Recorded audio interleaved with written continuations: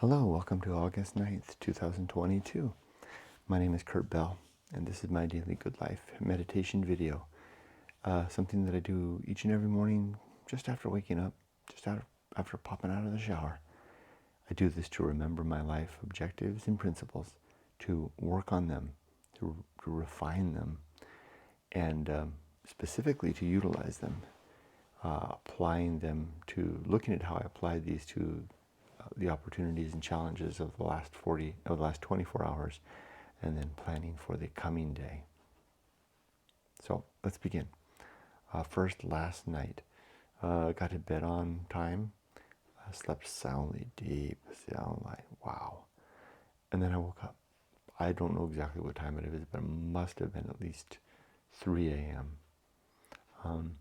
Not anxious. I wasn't thinking about work. I was just thinking mostly about just the state of my life, the state of my relationships with others, the well-being of my family. I guess these are good, sound, normal thoughts. I wish they wouldn't come at the expense of my sleep. They didn't. I wouldn't necessarily say that I solved any problems or made any good headway on any of those things. It was more like walking through a study room, picking up knickknacks to look at, picking up something off a shelf and just looking at it, gazing at it for a little bit, considering all of its sides, and then putting it back and then moving on to the next thing. It must have been 3 o'clock, good hour and a half. As a result, I don't feel rested, but I can do this. And my hernia is acting up. Sorry why it sounds like I'm being obscene. I'm just pushing my guts back into my body cavity. I guess it's in my body cavity, but between my muscles. Well, anyway. Yesterday was a good day. I started the day off with just one meeting on the books that I got off pretty quick. It was a very productive meeting, used all the time. I wound up having 2 more after that. One of them at my request, the other one at sponsor's request. Both of those meetings were productive as well. Had a huge, huge headway yesterday. I mean, it's like the kind of headway that,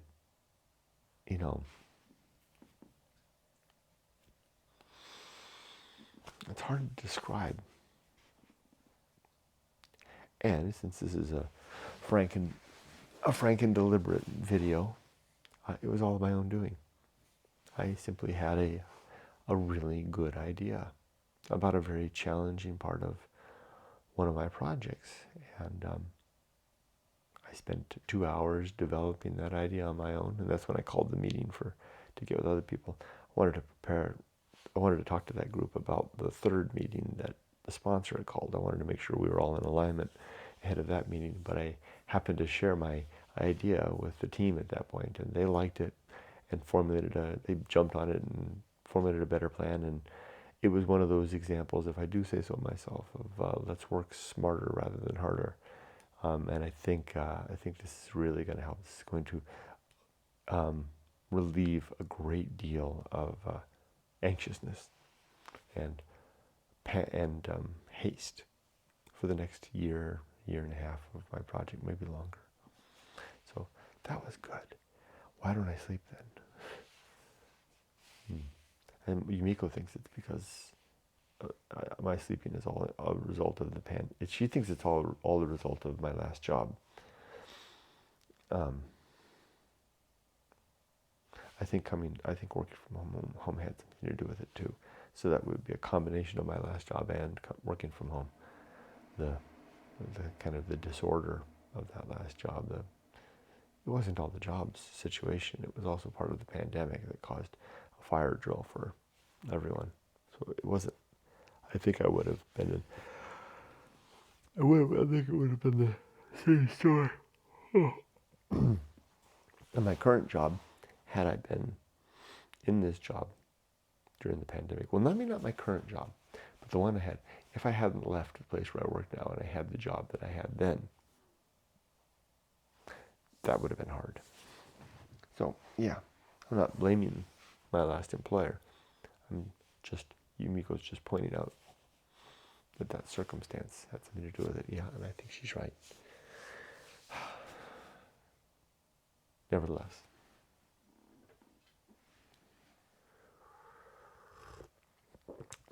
here I am. It's funny that I say this because this is the cup that last employer gave us. It says Ventura, City of Ventura, kicked 2020 to the curb. They gave it to us after the pandemic, or as the pandemic was waning seemingly. Yeah, let's kick that 2020 to the curb. And I do thank Ventura for the cup, and I do thank Ventura for the job and the opportunity and all of the above. It was a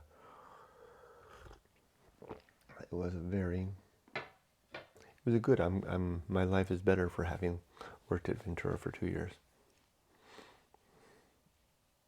I hope that I did a decent job for them. It was certainly my intent.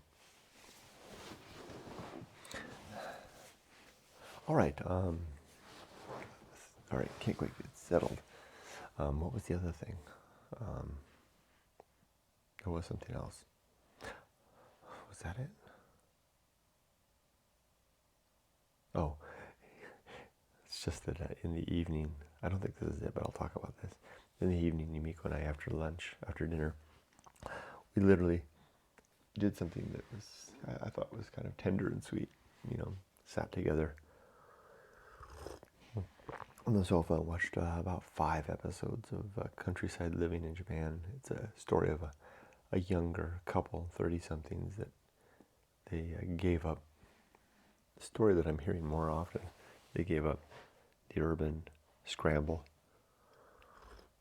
to buy a small property in the Japanese countryside and make a life for themselves. Make a life for themselves there. I came out of the shower, I still got water coming out of my ear and nose. I don't know how I get water in there.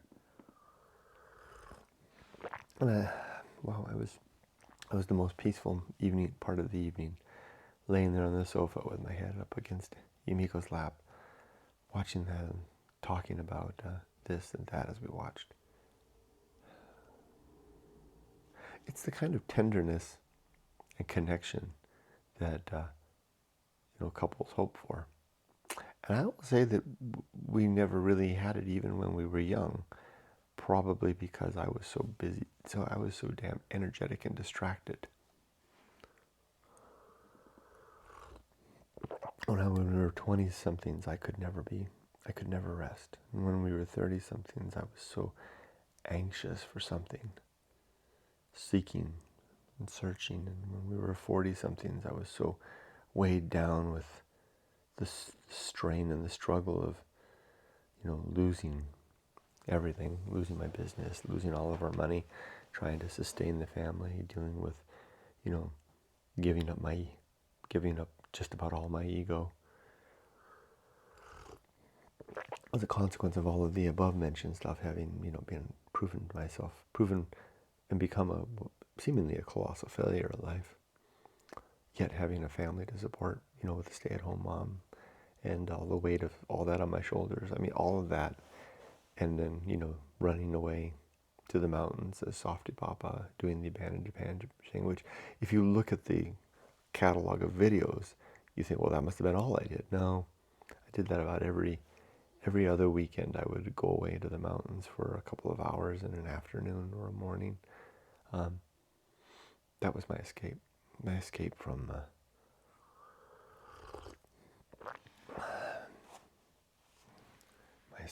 failure. My escape from me. Yeah, I became Softy Papa so I didn't have to be Kurt Bell, because Kurt Bell was. I didn't like that guy so much.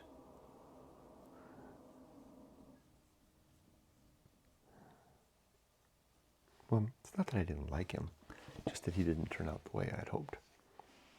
He didn't turn out to live the life that I'd dreamed, which I'd never be able. I mean, but who's to blame him? Because he never really tried for that life. Yet I ended up with a better life. I ended up with a real life, a life that I balanced the surface level risks with the deep level risks. Some sort of an equanimity there. Coming back to America these last 8 years was key to that. And so far as the security goes, coming back and being able to secure a pension, something that I can retire on in addition to Social Security, plus all that came of going alone. Anyway, I'm rambling now, aren't I? Anyway, I liked last night.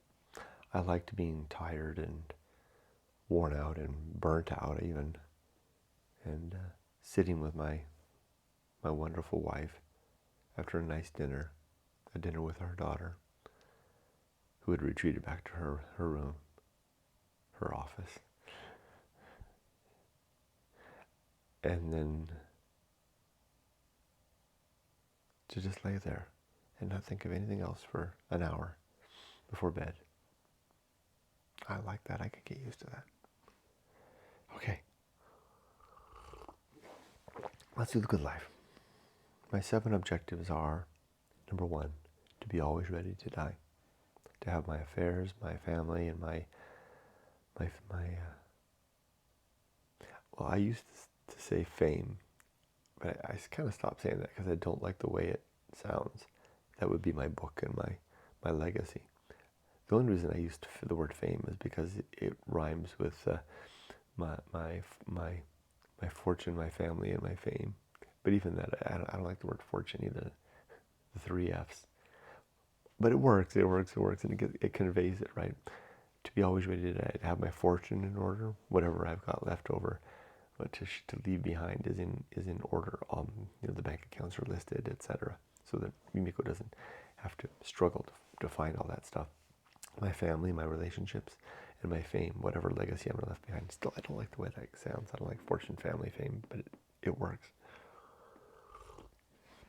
Number 2 is to make a good and effective use of my time, to not be frittering it away. Number 3 is to develop and maintain, is that right? Yeah, good and sound life principles. Next is to cultivate good emotional reactions. Next is to perform good actions. Next is to recognize my true limits and my true opportunities. And then finally to do just one thing at a time, and do that thing slowly and deliberately and carefully. It's interesting how even though I didn't get a good night's sleep and I do feel quite fatigued, the words are flowing. It's interesting how that happens. I wonder what catalyst it is. What coincidence of circumstance leads to eloquence? Oh, if I dare call this eloquence. For me, it feels like eloquence.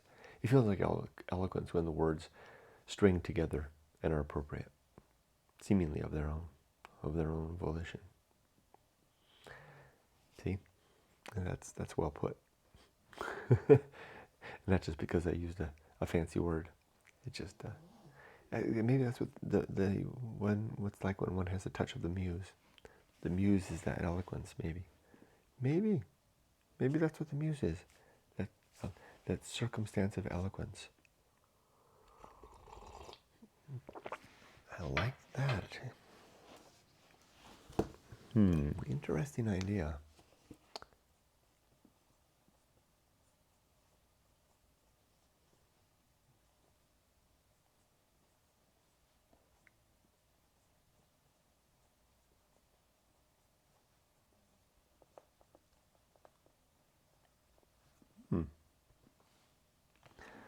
Okay, now my 31 principles are: 1, the principle of war. To always be fighting against what I think is true and what others propose to me is true. 2, the principle of reason and the sub-principles of honesty, objectivity, and doubt, which are the frame of mind and the operational attitude that I take against the world, towards the world, and in the pursuit of truth. 3, the homunculus, my substitute for a soul, because I don't think we have a soul. I think that's a hollow, empty, vain, wished-for hope for those that are afraid of death, or afraid to live. Afraid to live, afraid to take the risk to live now, to live well now, and hopefully find themselves comfort in the thoughts of another life where they can live courageously with less risk. I don't think that exists, and I think that's a foolish way to live. So I don't. Instead, I remind myself that I have a consciousness, and that the consciousness is subject to death, which is the next principle, the Anchorhold.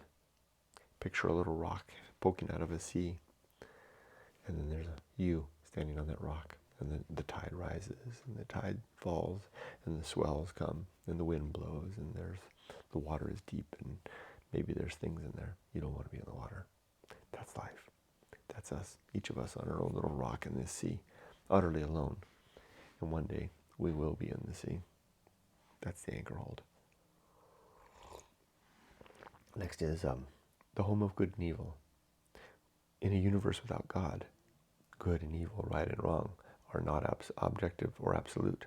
They are opinions that we develop and maintain and appear more objective when two or more people agree about those things, but still, at their core, they're subjective. It's not absolutely wrong to murder. It's not absolutely wrong to steal. These are operational,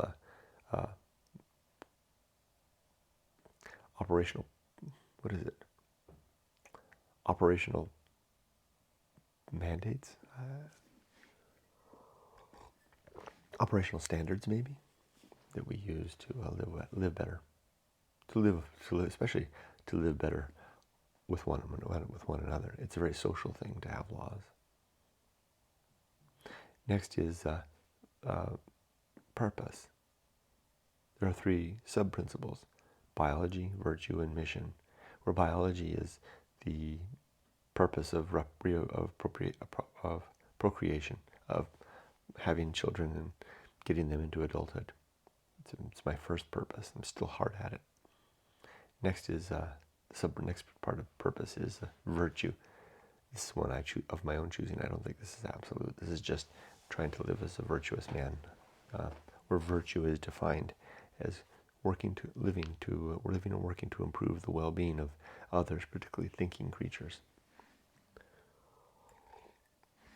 My final purpose, again subjective and my own, is to share my own story, my mission of going alone, and the consequent good life creed that resulted of that effort.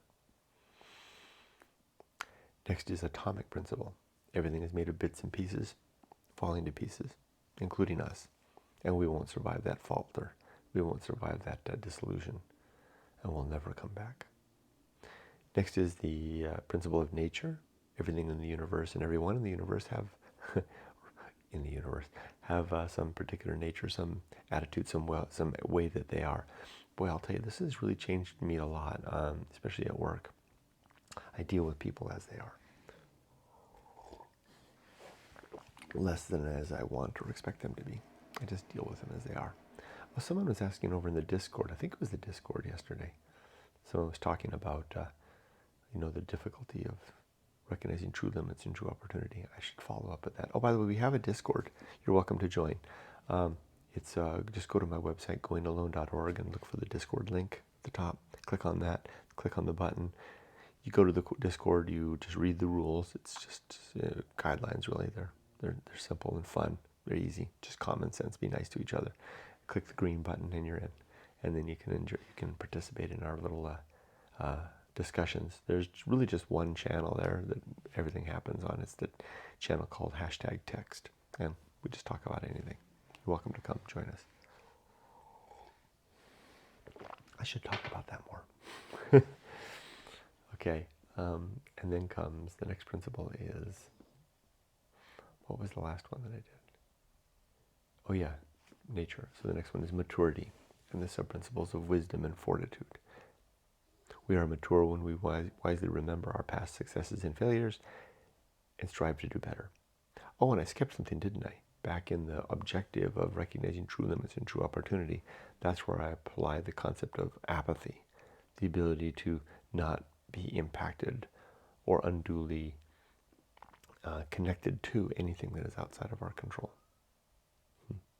Get back up to maturity, and then after maturity, I just did that, is the social principle, right? Yeah. We are social creatures, we humans, we need each other. It is a good thing to find someone to spend our lives with. And if we're so inclined to make a family, barring that, it's good to have friends and make a community. We need that. We don't do well for too long. It changes us. It makes us into something else, something less social. Being social is good. So says the guy that wrote a book called Going Alone. Because that is, like I say, the punchline of the book. The punchline is we need each other. Go alone to discover we need each other. And then the end of the book is all about returning to that, to live the good life. I like the way that sounds. Okay, now is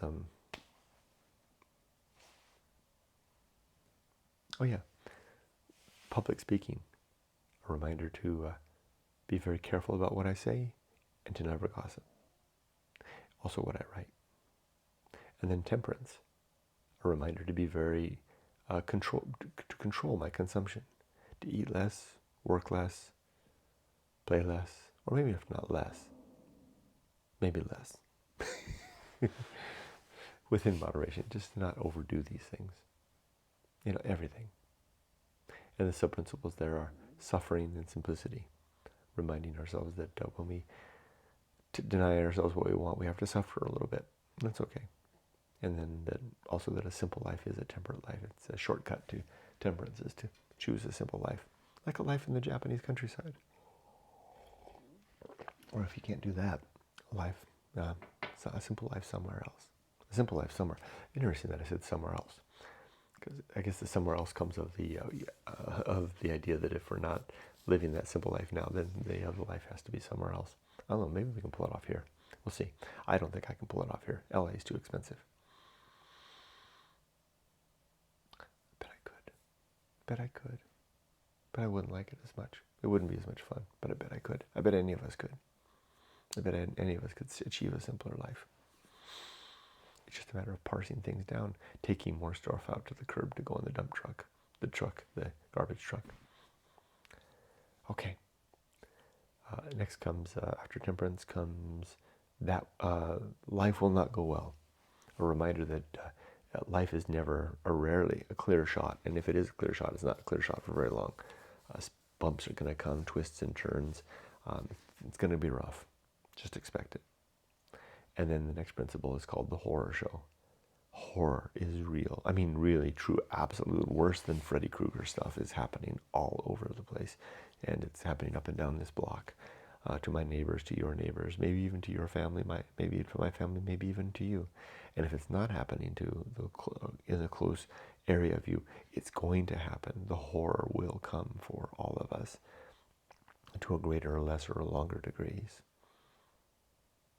I'm just making myself ready for it, not dwelling on it, not being a hypochondriac, not pining away or hiding away, but being ready for it and sensitive for the fact that it's happening to others. And then comes the Feast of Offal, which is what happens when we get upset and we spew that upset out into the world.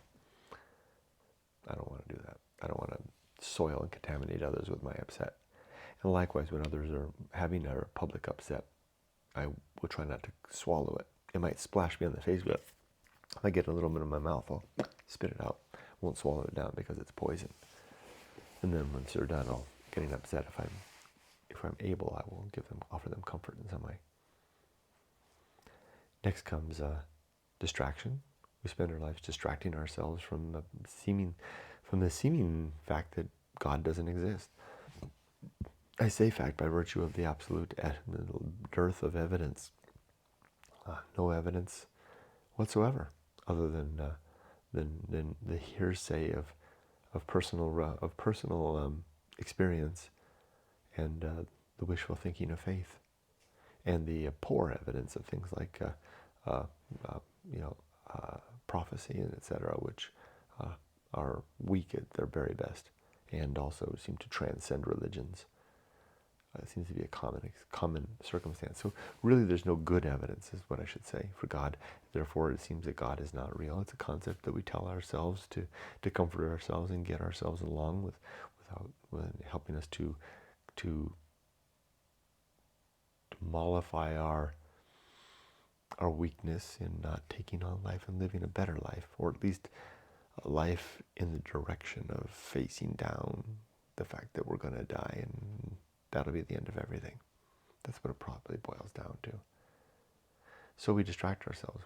We keep ourselves busy with our work and our family and our gossip and our friends and our sports and our church. And we get to the end of our life and we die thinking there's something more. And is that a bad thing? I don't think in a universe where there's no absolute measure of right or wrong, I don't think I can say that's a bad thing. It seems like a disingenuous thing, or, well, that's not true. It seems a less interesting thing to me, to someone that would rather face it, rather deal with truth, even uncomfortable truth. Yeah. Maybe that's all right with others who don't want to, who can't handle the truth.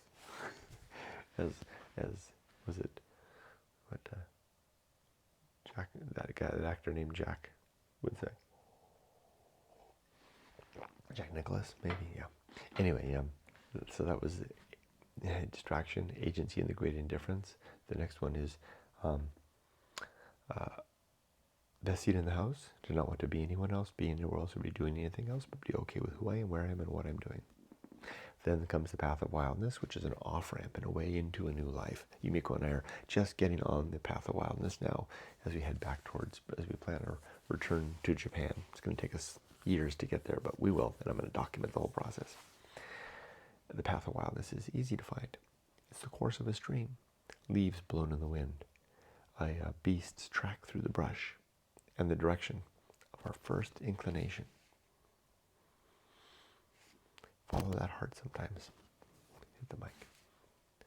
Then after the Path of Wildness comes the Great Life Adventure, which is what the Path of Wildness leads to. Anytime we hop on the path and follow it in earnest, we wind up with another Great Life Adventure. And it's these things that form the character that we live. They mold us into the man or woman that we will be. And they also create the stories that will adorn our lives like precious jewels, but more precious than any jewels. Next comes the risk of avoiding risk. I talked about that earlier. The surface level risks of security, of education, career, home, family, and security, saving for retirement, namely.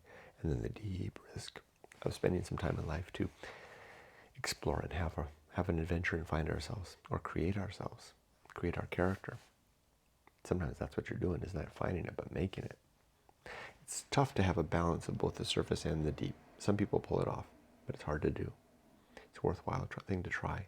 I recommend going after the deep stuff early in life, in the decade of the 20s, after university, and then go after the shallower stuff, the security stuff, and the career and the family and all that, after 30.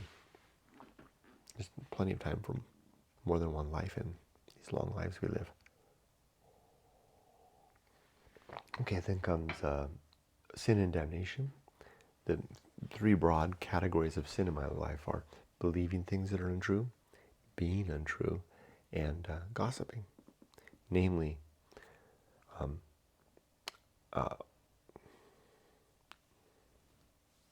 falsity, credulity, faith, superstition, dogma, authority, and gossip. Engaging in any of these sins, and they're not sins against any omnipotence. They're simply sins against, well-being, and we suffer the consequence of damnation immediately in the here and now. Next comes complete oblivion. After this life is done, there'll be nothing to follow. No afterlife. Remember, no soul, no God, no afterlife. So all there is just damnation, just oblivion, We won't see our loved ones again, no final reunion. We won't have a chance to reconcile it with anybody because we won't see them again, no final reconciliation. And there won't be any final justice because there's no final arbiter of justice, and there's no afterlife anyway, so no final justice. Complete oblivion awaits all of us. Today's the day to live. Okay, next is after complete oblivion comes the season of philosophy. It's time to record what we've learned along the way. Keep a pencil and paper ready, especially when the muse strikes. I wish I could write this morning. And then comes, it's good when the catalyst is there. Dang, and the coffee's kicking in. I'm feeling good, finally. Yes. Okay, then I don't feel like this. If you watch these videos regularly, you'll see that I have my moments. I have my days. Most days are dull, and most days are dull and hard. Every now and then I get a day like today that is inspired and energetic and inspired. That's interesting to see that pattern. Okay, after bullseye aim comes the uphill climb. Life is a steady climb upward. And then arena and utility. What I mean by that uphill climb is that I keep trudging up. Then arena and utility. Life is an arena for the development of principles and objectives, heading towards development of principles leading towards good objectives. I'm just looking at the clock. Oh my gosh, I'm running a little late. Well, I'm long-winded this morning. And then uphill climb, and then arena and utility. I did that one. And then the bullseye aim. Did I do that one yet? No, I think I missed that one. Aiming for the mark, but usually missing. And just remembering that that's the case. So all throughout the day, I get things just kind of miss things, and I remember, oh, bullseye aim. Very handy principle. Uphill, okay, so that was from bullseye aim, uphill climb, arena and utility. Nothing is enough. Just a suggestion towards even less than temperance. I like that, even less than temperance. See, the words are just flowing. There's something, it's not the alignment of any stars, it's just the alignment of circumstance that my mind is flowing this morning. My words are flowing. I like it. Feels good. And then I wonder how I can make this more often. Don't be greedy. Temperance, Kurt. Take what you can get. Okay, and then that was that. And then the next one is, and this is the last one, the principle of fun. Reminder to have fun in the moment of now. Also enjoy looking forward, like Yumiko and I were last night. Me resting my head against her lap, watching a show together about the future. We're going to one day live in Japan. And then also remembering the past, but also, like I said, enjoying now. So there's my good life creed. Well spoken, if I do say so myself. So then next is planning for the day. I think I have like 4 or 5 meetings, all in the morning. Not hard. In fact, even the hard one's not hard. And I think I can do that. And yesterday's work, I'm going to capitalize on that. Today's going to be a good day. It's good that I'm going to work. I don't like that I'm incurring the extra expense of the gas and all, but it's good to have the distance. So what if I'm not sleeping? It's good to go to work. I'm ready for today. I hope you are too. Let's both have a great day. Be safe, of course, and remember, not too safe. Take care.